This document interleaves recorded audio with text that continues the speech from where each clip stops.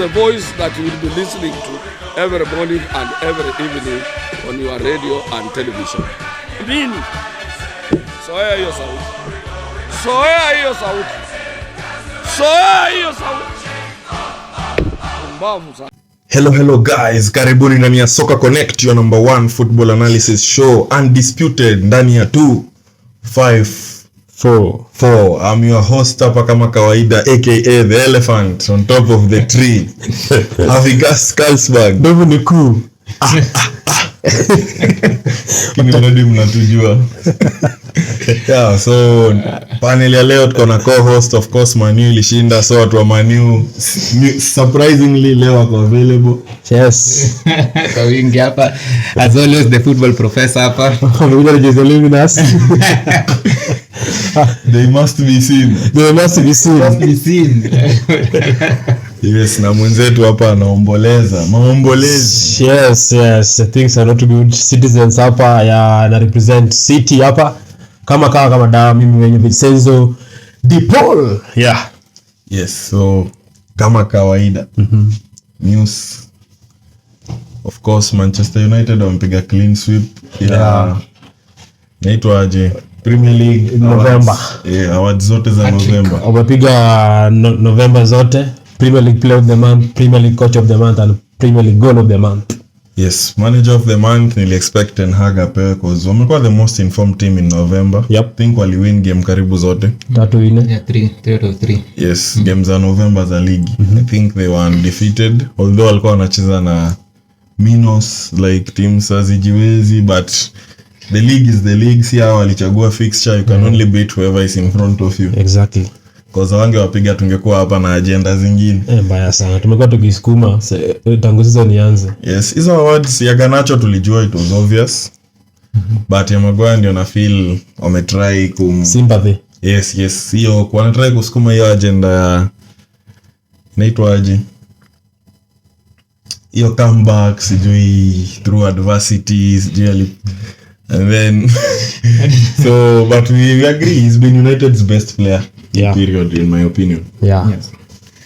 Yeah, so tukiangalia pia in other news, Soccer Connect prediction table, mambo inachemka. Vincenzo kumbe alikuwa anatuchezeanga tu.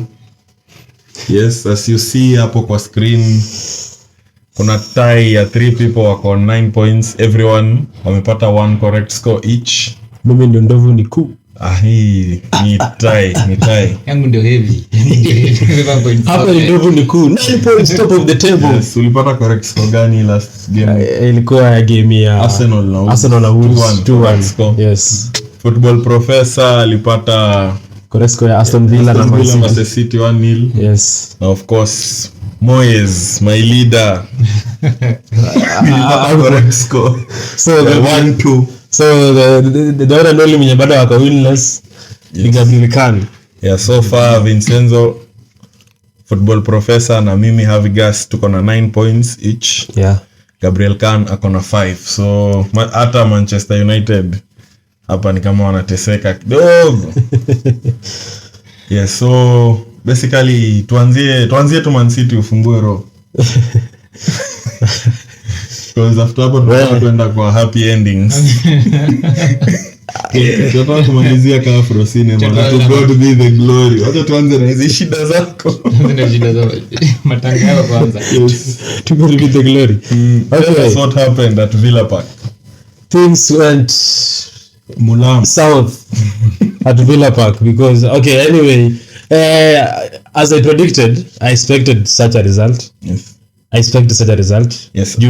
Nakumbuka Senzo, the football professor predict against City. I and you predict against City. Everyone did. Only Gabriel Khan predict City win for. Sijui alikuwa anafikiria nini, but anyway, I didn't expect a horrific performance at Villa Park. City, okay, what did I watch in that game? Niliwatch nini by the way? What was that? That's the worst performance I've ever watched as a City fan.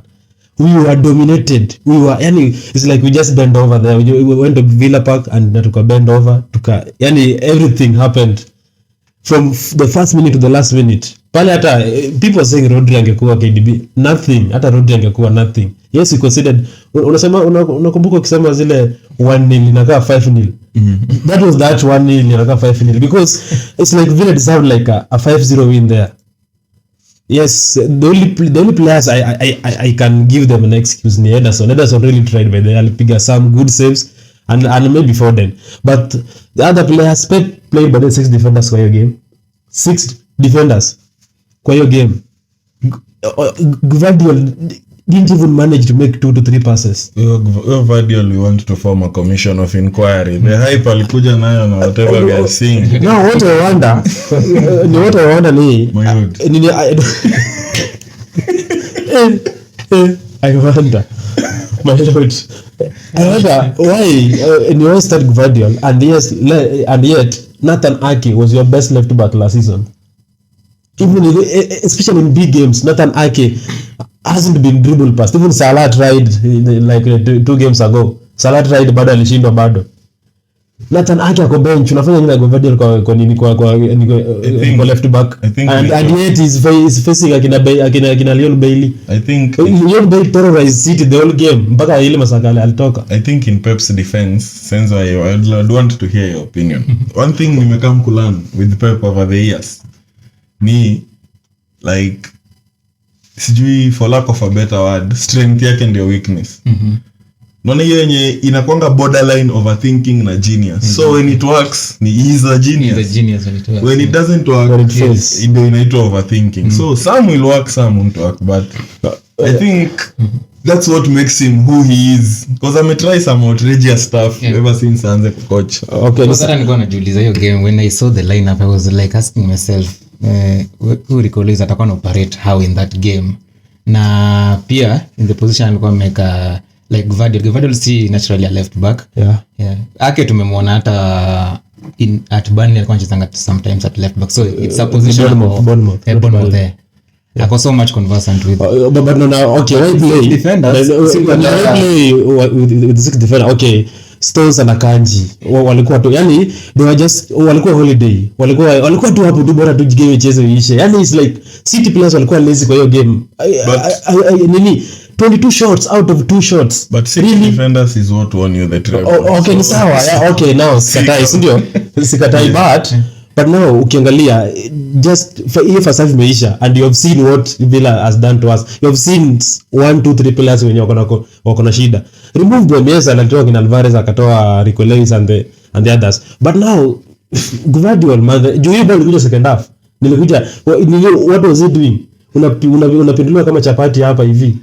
Weka Ake hapo, Ake you can never dribble past him, hata kama ni hivyo area foul bus, hiyo foul iko huko in the box. It's okay. So I really think by the way in our next game we should really improve, because if not this thing will continue and I think it will be worse for City if tukiendelea, because it doesn't look good. Even we are going to Club World Cup in the next 2 weeks, but if we go with this such mentality and such thing, manze Pep should really make sure those players are playing to those standards that tumezoea. You kuzilelea siku ya Villa no. Yes, so Pep Guardiola, the 3 Kenyan fans wamekasirika wa Man City. Wamekasirika sana. Yani tuko na shida, tuko na crisis na bado natuongeza banta. Anyway, let's move on. Anyway, so some interesting stats. So Premier League wins since the start of November. Paul Heckingbottom, Steven Cooper, Vincent Kompany na the man himself Pep Guardiola, wote wako na 1 Premier League win. Siko ndani maisha yangu yote nitawaisoma kitu kama hii. My lord. That's the end of November. I wonder. And then one thing yenye ilikuwa evident City was suffering from your game ni build up play. Because build up play, City is one of the strongest, because Villa won possession 13 times in the final third against City, the most by any opposing side since Pep took charge. Again, Pep's first time ever in his career ameenda 4 games without a win. First time. The longest winless run ya Pep has always been 2 games. Anyway, the only positive ni kwamba the last time City lost 1-0 to Villa at Villa Park away, it was in 2010, and Pep that season won Champions League at Wembley. So clutching at straws. and it was game week 14. It was game week 14 in 2010. City lost 1-0 at Villa Park, and Pep won UEFA Champions League at Wembley. Neanderthal football thinking. Hiyo ni kujipea moyo iko sawa. So you're still there. Now, by the way, for our viewers or to football fans, don't think that Simba Kinyashaya we will be there because we are kings of turnaround. We'll turn this around and we'll be back. Yes, so only 6 points. Huyo anazalia hapa siku mzima. So the show must go on. And Villa walikuwa na very good defensive performance because the last shot ya City came in the 11th minute. From there City proceeded to generate an expected goals XG ya 0.00. Same thing yenye ilifanyika tu Arsenal. The last shot walipiga ilikuwa dakika ya 6. And I think some of these games wenye opposition are very good zinalemea Haaland. Because I have a theory. I just want to see how Jesus performs against the same Villa team. And then kwa review ya hii game week ni 16, yes. I will come up. Nitakuja hapa na theory. Nataka kuona tu if Jesus might cause them problems because Haaland, you know, is ni center back ule typical. So hana hiyo X factor like unajua Jesus akona hiyo element fulani ya chaos. Hujui atafanya nini, ataenda wapi. So I want to see how he does first before niseme mambo mengi. And then Villa home record sahi, acha tupatie Villa plaudits. Home record yao 14 straight wins. The last time they lost at Villa Park in April against Arsenal, who are going there weekend. So we will get to that game when we discuss Arsenal versus Villa. And then I noticed something very interesting. Villa walikuwa wanacheza na box midfield. Considering hiyo midfield Man City waliweka Magin, Kamara, Tielemans na Luiz are all very technical footballers. Wote wako sawa na ball, they can turn. And Magin was my man of the match. Kuna saa nilikuwa namwangalia naona anakaa kama prime Cazorla. Atolewi kwa ball, ata dribble, atatoka kwa tight space, atapiga pass. Like alikuwa na complete performance. Okay, mean that midfield I think Kamara really played a very good game. Alicheza game safi sana and he was always winning all the duels. Alikuwa na the attacks ile kuni alikuwa na absorb the pressure, anachukua ball huku na huku akinini because ukiangalia the likes of Douglas Luiz most alikuwa deal na set pieces. Yeah, so na Tielemans pia alikuwa na but Tielemans pia alikuwa na game nzuri against City. He was really a threat in City box. Alikuwa always there. Yo box midfield trying to finding space. Pep Guardiola alikosa answer kabisa hiyo box midfield. Iliwa dominate kabisa.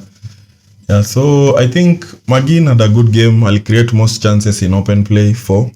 Ali complete most dribbles 5 out of 5. Most passes in the final third 18.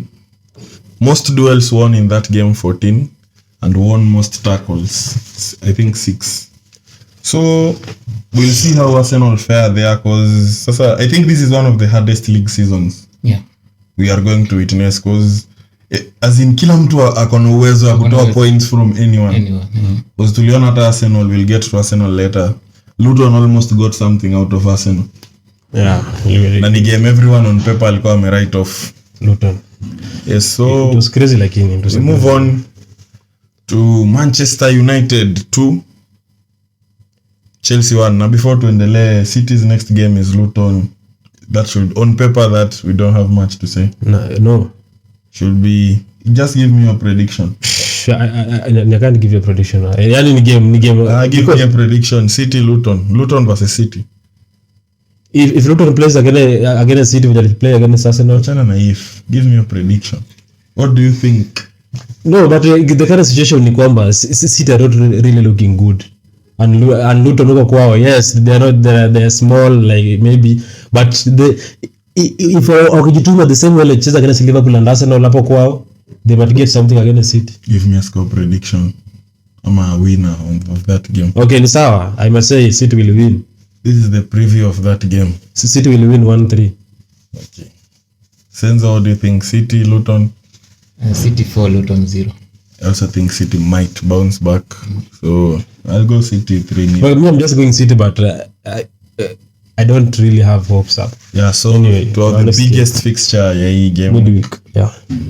Man United 2, Chelsea 1, of which ilikuwa inakaa game ingefaa kuwa 6-1 ama hata 7 cause ukiangalia the balance of the play, kila kitu, everything was in United's favor cause considering tena ukifactor in United walimiss bado pena.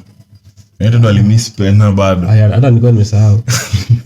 And the McTominay angetoka na hat-trick and all that, and United generated an XG of 4.07. Chelsea will generate an XG of 1.4 and Man United's best XG output since February 2021 ni 5.3 versus Chelsea in May 2023. The last fixture yenye walipiga Chelsea for. Yeah. That was the highest XG Man United wame generate since Feb 2021. And then the second highest XG wame generate tena ni against Chelsea 4.46 in that 2-1 thrashing. During thrashing scoreline inaweza danganya. Senzo, what did you think of the game kama United fan? It was a complete dominance for your game. It was one of those games tulicheza on a high note, and I think one of the best performance of the season so far. Actually, for me it's the best Man United nimeona hii season. So I think tulienda kwa game more organized, more set up. We played like a team that is hungry, a team that wants to win. Yeah, that's all I can say about your game hiyo siku. And yeah, Chelsea normally tumezoea kama Old Trafford, we always turn out like Yes. we always turn out big. But there's something about hii game Chelsea na United yani kuna games zingine United ipigwe lakini Chelsea kifika always kiangalia hata the previous seasons tulikuwa bad kama hizo za Andara Leguna always against Chelsea. Old Trafford Chelsea versus Manchester United is always almost similar. What now press like wanarudi wanakaa team kingine kadogo sana. Actually the only time I can remember Chelsea dominated ama thrashed United ni the time ya Conte na Mourinho, ile 4-0 ile Pedro alifunga within seconds. Kante, Hazard, yeah. So, but the theory still remain at Old Trafford. They have never beaten us since 2013. So at Stamford Bridge at some point tumekuwa na hiccups kidogo. Na mostly zinakuanga draws. Chelsea na Ronaldo wins. Yeah. So I think it was a very complete dominance from Manchester United. Yes, actually I enjoyed for the first time like a neutral. Of course, many hater Man U, this should be put out there. But as a neutral for the first time, I enjoyed kuona Man U. They pressed well. They covered spaces well. Chelsea walikuwa wanakaa ni kama wako shell shocked, yani waelewi nini inaendelea. Because actually one person I've really been critical of, he looked decent for the first time in a United shirt, Amrabat. And narudia tu kenye nilisema, for your midfield to be dominated na midfield ya Man United, you must be so bad. I think Chelsea missed Conor Gallagher. His energy, the way he goes up and down, he breaks play, he does everything. He wins his duels karibu kila saa. So I think they missed Gallagher sana. And another thing I liked, Ten Hag finally ameanza kuwa brave. He benched Rashford and I'm happy Garnacho had a good game. What are your thoughts on that? I think it was the best decision to drop Rashford for Garnacho because of late Garnacho has been stepping up slowly graduating into the first team, being trying to be the main man, because at some point watu tumekuwa tukitegemea like na Rashford wameenda down out of form. Bruno at some point pick up, so it was very much necessary for Ten Hag kuchukua hiyo bold decision, bench those players who cannot play. Just bench, especially Rashford. Even if it means utaenda kuchukua player from academy, just do that. Because some players alikuwa na feel like ile kaigo kameingia hata cheze poa cheze mbaya lazima akwe first 11. So I think it was a bold decision from Ten Hag, and moving forward hizo ndio kitu anafaa afanye if we are to salvage our season. Yes, because hizo bold decisions ndio zina make differences. Because another person I am always critical of na alicheza like a proper midfielder hiyo game ni Bruno Fernandes. He was very controlled in every action hiyo game. Hakukuwa na take. Unajua there is a way anaendanga gang ho about everything. He wants to shoot when he wants to cross. Like ilikuwa ni sijui kama ndio ileta bao. I think ile ball yenye alifake ni kama weka kwa box and then he played it to show. Played it to show. He needs to do that more because every time he shoots kuna kwanga na an extra person mnaweza tumia tu msustain pressure, mkeep team pinned kwa box yao. Alafu pia kurudi kwa show pia imeleta another dimension kwa Manchester United, though bado I'm sure bado yuko that fully fit, one of their best, but hiyo kuja kwake ukiangalia the past 2 games amekuwa yes is a good player na left by, ni mtu akipanda na panda poa na pia kushuka is good in that. Alafu analeta some creativity hapo mbele kidogo, anasaidia the midfield in some creativity, hata build up, hata one of the best ball handlers in the first phase. Exactly, yeah. That's one. Hata some games of late unaona hata hiyo game ya Chelsea second half alirudishwa kucheza LCB hapo na Maguire because the build up yake from the back ni one of the best ukiacha na Lisandro Martinez. Ni alafu pia okay, we are talking about United, hata kama tunasema it's sympathy, yes, but Maguire I think he has really changed. He has really, the mentality alikuwa nayo, the abuse, everything he experienced, everything was talked about. I think that's the best comeback you can do. Is the best comeback. Kama tumemnunua for that item. Yeah, manze is really playing good. He is the past 2 games yani kichwa is really cool headed, ana mambo pressure na nini, and actually nowadays hata sio ni Bruno akionyesha referee, ni Maguire anaongesha referee. It's like yeye ndio captain leader now. But that's good for future. It will be really good because no need for United to spend another almost 50 million plus for another center back. It will be really useless. So I think patience pays. Okay, we will see. Maybe I think And I predicted how this season the most the Manchester United player of the season itakuwa Maguire, and nakumbuka nilisema before aanze hata kucheza, but let's see. Maybe I think those people have a tendency ya kurudi back to type at some point. They can't sustain it. Martial, Rashford amekwanga na hizo stints for like 7-8 years. He's good one season, he's bad the next. But good bad. Ni apigas. Just discard them. Unaona as a striker ama as a forward, you are being judged with goals or assist or whatever, ndio. But as a defender sasa lazima ufunge ndio watu waseme uko sawa. But there are metrics za kujudge defender. But anyway, we'll see anyway. Yes, so finally ningependa ku shout out Garnacho. He had very good stats. Alikuwa na the most progressive carries in a single game by Man United in this calendar year. 2 key passes, 4 progressive passes, 9 possession regains and 1 assist. He justified Ten Hag dropping Rashford. And finally, unajua United historically iko known for some flamboyant wing play and attacking. At least Garnacho alileta hiyo kidogo. Yes, Anthony mimi watu wanamsifu for bare minimum. Mimi I'm not part of that. He's just doing the barest of minimums. He's doing the barest of minimums.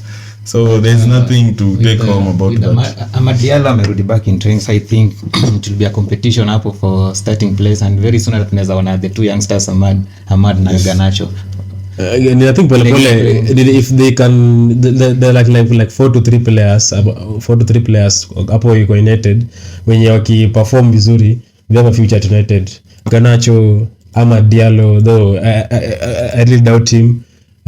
Kobe Maino, yeah, and the likes. So wakiperform tu vizuri, they might have a future. Tunaraka nao yao ni future tu. So the likes of Rashford akiendelea na ile laziness yao, because Rashford at 26 years ukaniambia one season you're good, the next season you're struggling, one season you're unakuja akisikia contract imekuja iko at stake, anageuka Mbappe. Yes. So United fans, tell us what you thought of the performance, and if you'd like to see the Garnacho thing go on and Rashford on the bench, tell us who's next mnataka kuona kwa bench. Moving on to another very good result. I really enjoyed this game. Everton 3, Newcastle 0.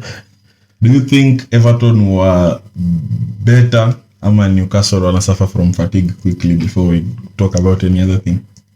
I think Everton bado kwa sahi they're really pushing themselves or trying to push themselves after that 10 points deduction. Bado iko kwa akili yao, bado iko kichwa yao, it's still fresh in their mind. So ni kitu wanajaribu. I think ni kitu tu it's coming just inside from them. Waliamua tu manze, now we need to play because in the reality to face, and we need to push ourselves as players hata kama ni mbaya aje, the season is still long and we need to do it ndio tuepe relegation.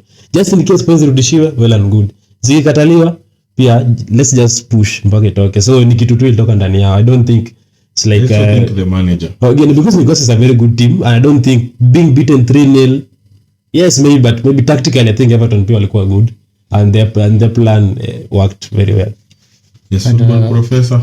On my point, I think Newcastle pia wana suffer fatigue because this is the same lineup wamekuwa kicheza nao from PSG game. No change, like the youngster Miley karibu ameanza kila game, and majority of the players they hakuna ile change, hawana bench, they're just like that. So I think at some point it gets caught up with you.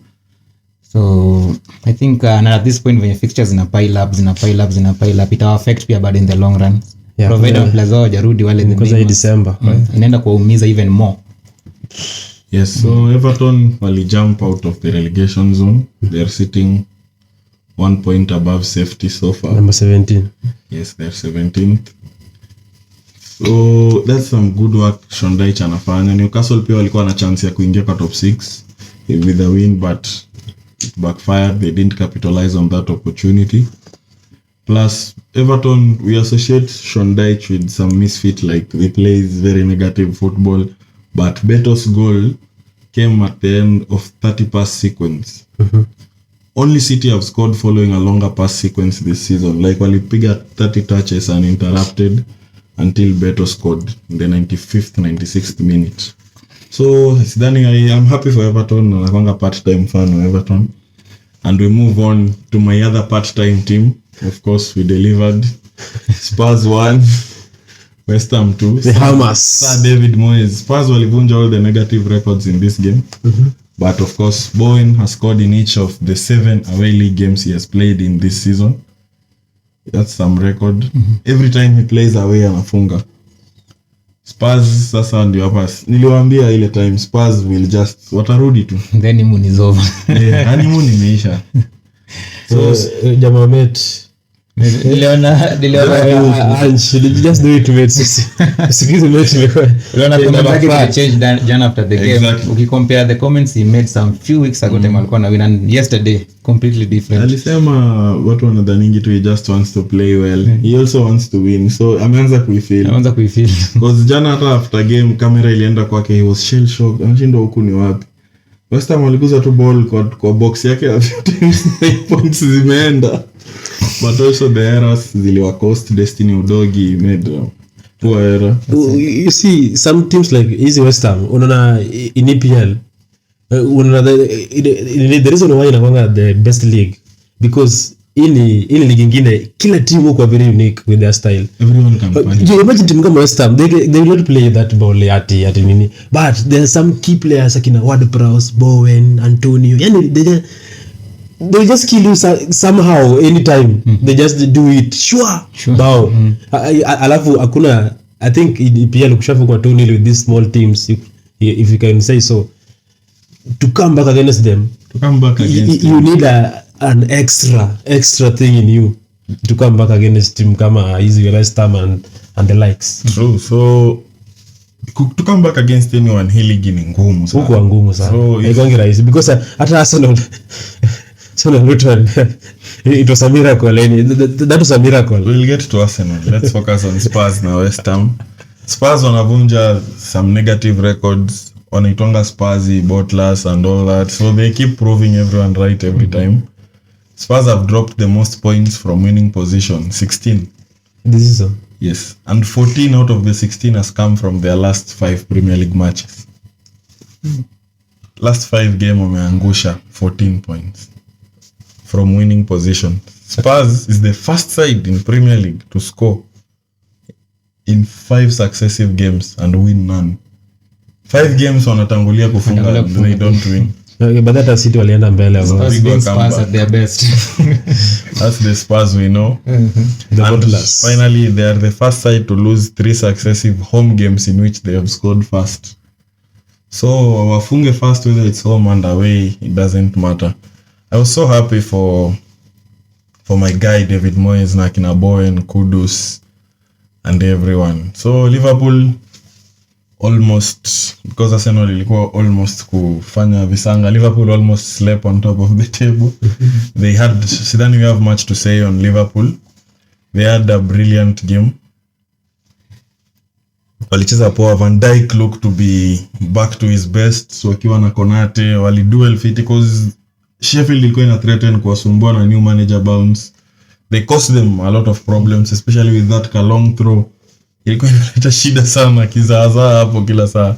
I also think Liverpool, to add on to that, I believe now we compare na the season that wamekuwa poor like the 2018-19, 19-20. I think they are back to their best, and they are one of the teams to watch in that title race. Yes. They are in that title race until proven otherwise, in my opinion. Do you have anything to add on Liverpool, that game? No, Liverpool are just being Liverpool. They just keep winning.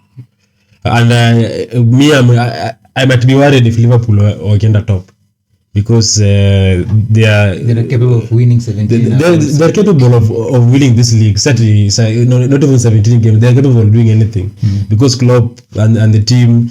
Hakuna that change that much yenye imekuwa since washinde league last 2019-2020. So as an opposition fan, it's really worrying me, but let's hope watakuwa sawa. They're a good team. They just keep winning, and I'm sure they'll be there. Yes, so I also think they'll be there, but I think they'll fall off towards the end. I might be wrong, but we'll see. I think they'll be there, but what might cost them ni Salah kwenda AFCON, and lack of a DM, I think will be very detrimental. Because you see Man City with Rodri is a different team. You see what Declan Rice is doing for Arsenal. For them, they are using McAllister, sijui Endo, sijui Gravenberch. None of them is closer to Rodri and Rice. Yeah. Unless they do some signing. Unless they go to Fulham this January, wawekele 70, wachukue Palhinha. Actually, they become favorites in my opinion. Yeah, because at Salah Jena, they have a very good forward. You just put Akina Jota and there's Diaz. Yeah, exactly. Yeah, true. But they can scratch some wins, some. So they can come 5 to 6 games what I missed. So I think they can scratch some 5 to 6 games zimetosha kubadilisha. Yeah, but unajua wako kwa top 4 race. 5 to 6 games in a title race. But you never know pia. Pia opponents wanaweza draw points. The opponents are against. You never know. Yes, so Fulham walitandika Nottingham 5. Yeah, ndio nakwambia hii ni best league, because ukipata mnyonge wako you really need to hit him very hard. You take your chance. And Fulham have started getting shooting boots. Yes. So wamefunga 8 goals in 2 games. They scored 3 in Anfield, which is not again, actually they deserved something at Anfield because they really tried. But wali bottle with their stupid defending.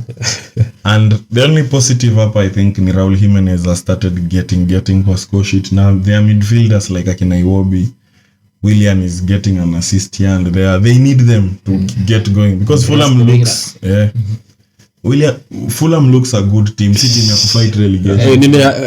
I think Fulham just doing that. You just start early to fight for relegation. Yes. Hiyo vita.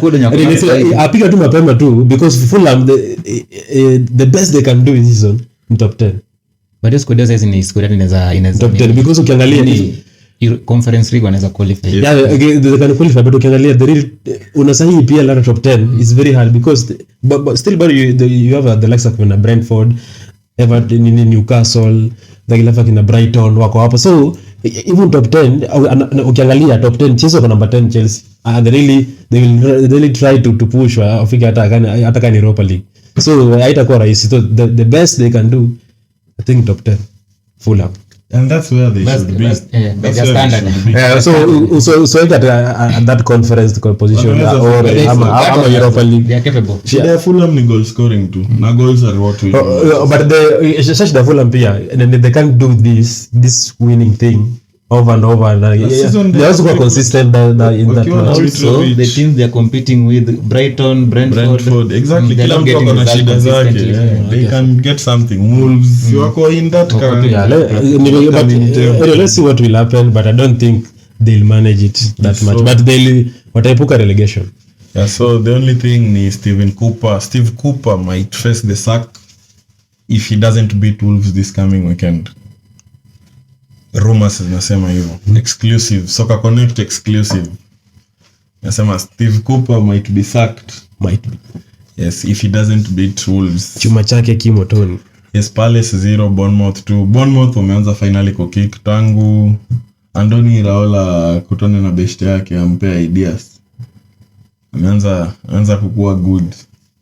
Yeah, He's good. doing good. Solanke has been on form and they are picking up points. Palace are winless in their they only have 1 win in their last 8 league games. It's not looking good over there. So anything to touch on Bournemouth na hiyo resurgence yao? Bournemouth, I think they are good. Next they are going to Old Trafford.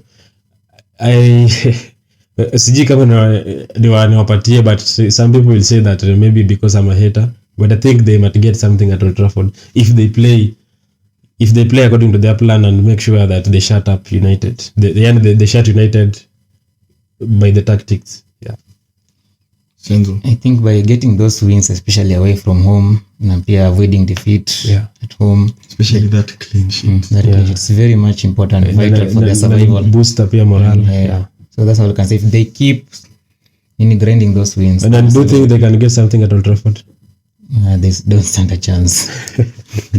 I think they can, but I don't trust them to. Hata mimi I think Wako na uwezo, but now going to Old Trafford, you know these big 6 teams ikifika tu mahali tu hata kama wako chini aje, they just get something. Yeah. Yes, so let's see what they do at Old Trafford, because I think they might score, but itakuwa ngumu. Brighton 2, Brentford 1. The only sad news happening, Mbeumo might be out for like a month or 2. Yes. And considering Tony bado hajarudi, that might be big. Sasa they'll have to rely na kina Wisa. Wisa peke yake hawezi kazi. Na Mupe amekuwa akitry. Shida Silva pia I think he has been injured. Mupe amekuwa akitry last few games. He's scored like 2-3 goals. Two. But that means also the right wing, Junani Mbeumo mostly operate from the right wing, so they don't have that guy who can do what he does. Na Mbeumo ni kama Salah Brentford. Mbeumo ni kama Salah Brentford. Yani huko hapo tu just hiyo attack click to just the passes, the speed akonayo huko tu sawa. So I think he will be affected so much. Yes, they'll miss him. I hope sijaangalia fixture yao, but I hope their fixture is kind to them. Wanaenda Sheffield away. And they need those kinds of fixtures to survive. They win like 2-3. Talk lose zingine mbili, they'll be somewhere. Plus Brighton 11 points from losing positions. They are the second. Wame win 11 points from losing positions. Yeah. So the second only after Liverpool, who have won 15 points from losing positions. So Brighton are coming back, and they have also continued their record ya kufunga na kufungwa in all 15 games so far. And next game wako na and also a student. Sasa itakuwa Pep students wako na Burnley. So but though wako home, I don't know how it will fare, but I think Burnley ni game ya Brighton wako na Burnley. Piga Burnley, kuna kitu hapo. Kuna discussion. Shida yako ni you hate so much, but anyway ni sawa. Sasa na hate company why? No, see, but now just give Burnley something. Burnley will win it by the way. Okay. I'm sure. Burnley will win it because company bado tu win zake zitakuletwa against the teams zinakaa. Yeah, they're like Brighton.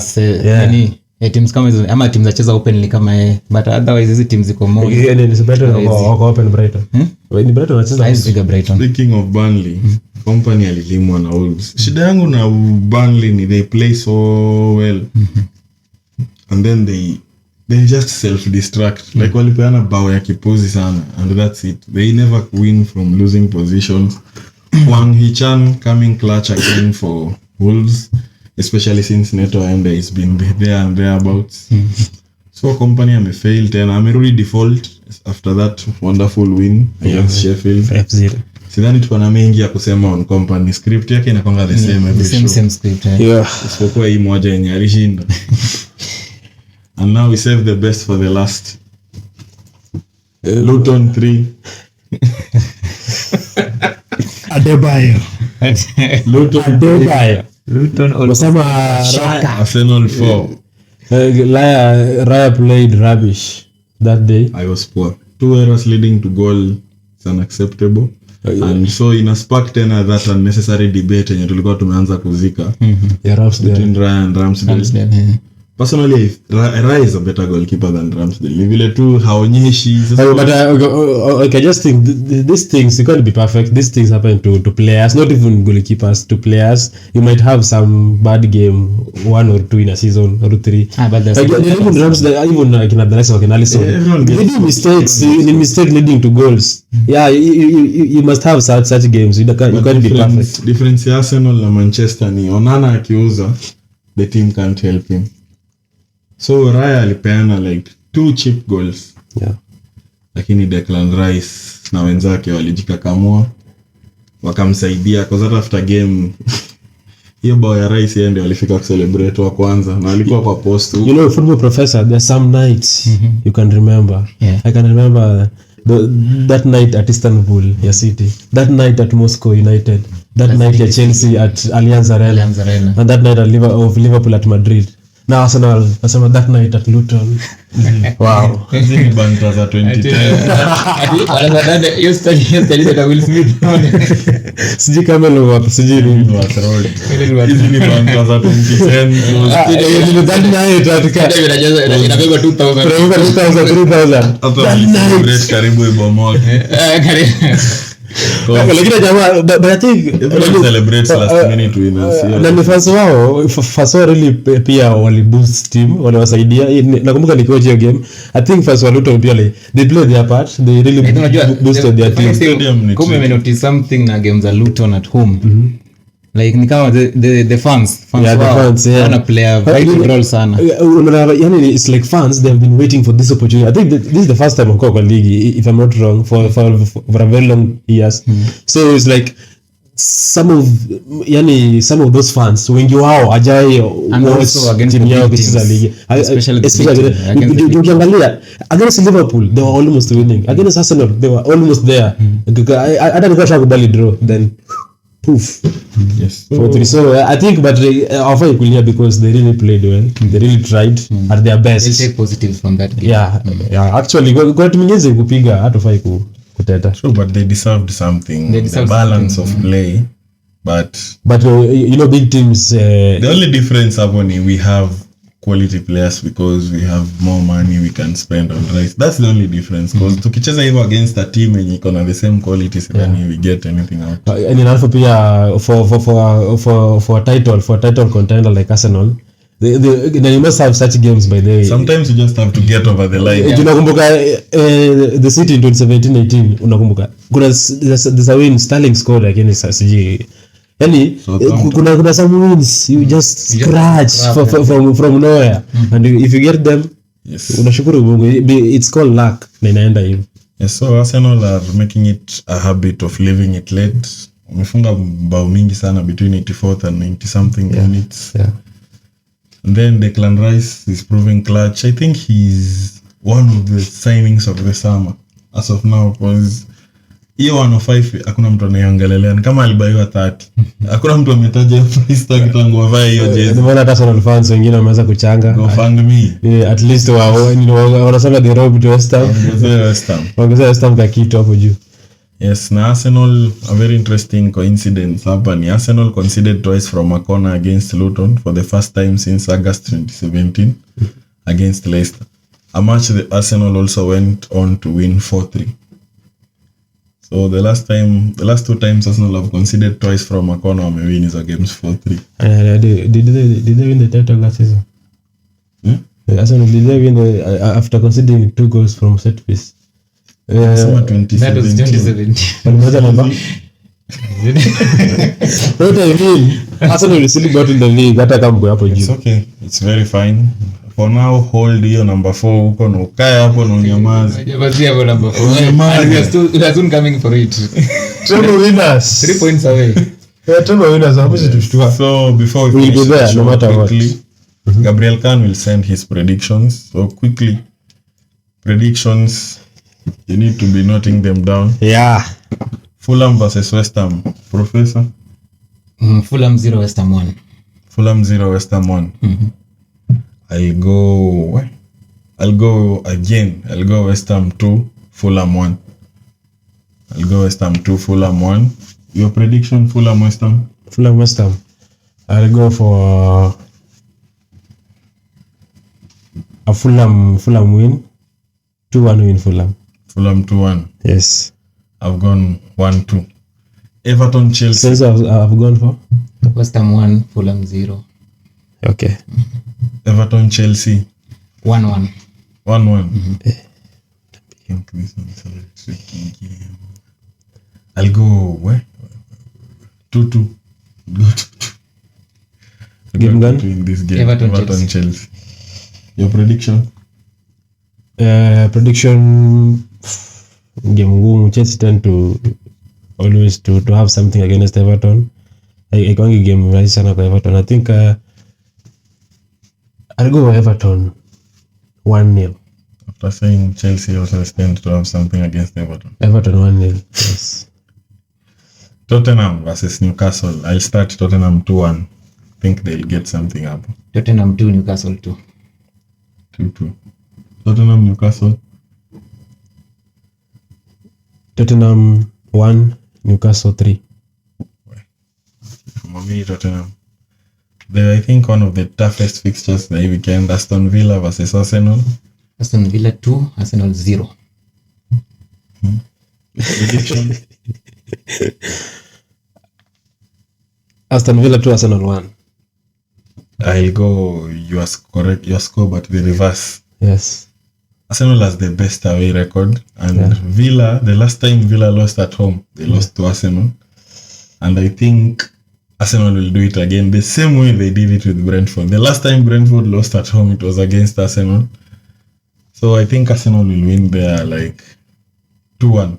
I'm tempted to go 1-0, but I'll settle for 2-1 Arsenal. Wolves versus Nottingham. Wolves versus Forest. I'll go for a Wolves win. Yes. A 3-1 win for Wolves. I'll go 2-0 Wolves. 1-0 Nottingham Forest. Okay, fine. Yeah, so guys, those are our predictions. Don't forget, the table imeanza kuchemka. Thank you very much, and thank you very much for the views. Kindly ukiwatch video, like na comment. We will very much appreciate. Thank you very much. Soccer Connect, where the game comes alive.